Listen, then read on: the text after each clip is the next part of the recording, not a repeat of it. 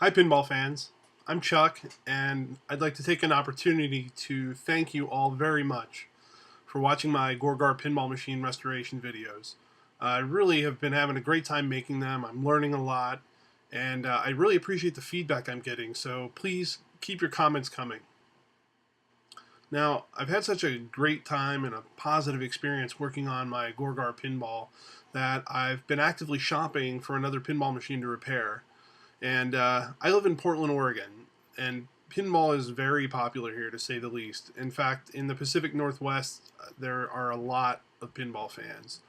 And the plus side of that is that there are a lot of interesting people I've met here who are into pinball, and I can learn a lot from them.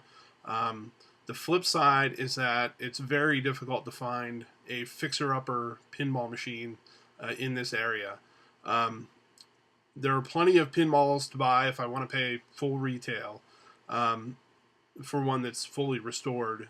But I'm looking for a fixer-upper pin that I can put my own blood, sweat, and tears into and put it in my own game room. So what I'm finding is that I have to watch Craigslist constantly, and there's a lot of competition.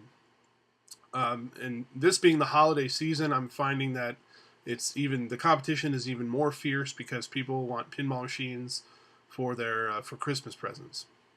I just recently responded to a Craigslist ad, and it was posted at about 3:40 in the afternoon, and I was at work, and I responded at about 4 o'clock. So 20 minutes had gone by since it went up, and it was for a Bally Motor Dome pinball machine, which is about the same age as the Gorgar I have, and it said they wanted $100 for it.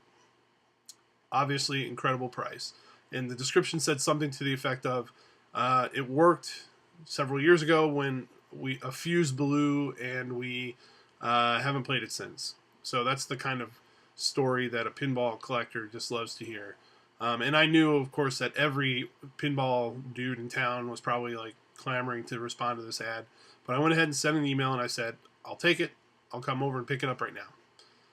5 minutes later, I get an email back, and it says, "Okay, we'll be here till 5:30, and you can come pick it up tonight."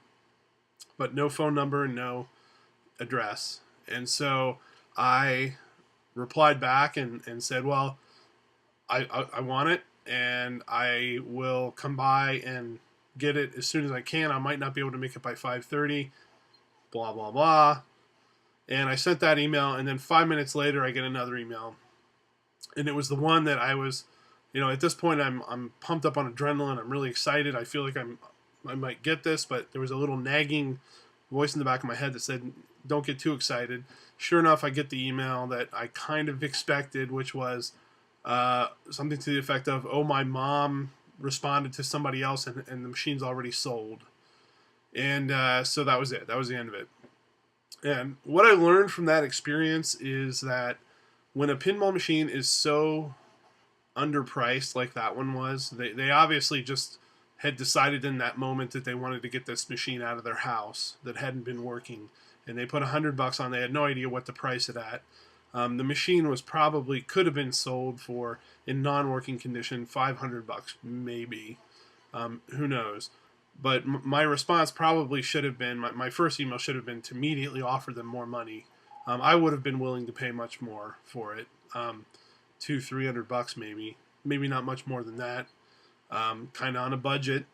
But I think that that's probably what happened. Is another person was smart and they replied and offered more money right off the bat, and so they got it. So the moral of the story is, all's fair in love and pinball, and so in the future, I need to be a little more aggressive on these ads when they pop up, both checking them constantly and being aggressive with my willingness to pay so I can get myself a new pinball machine.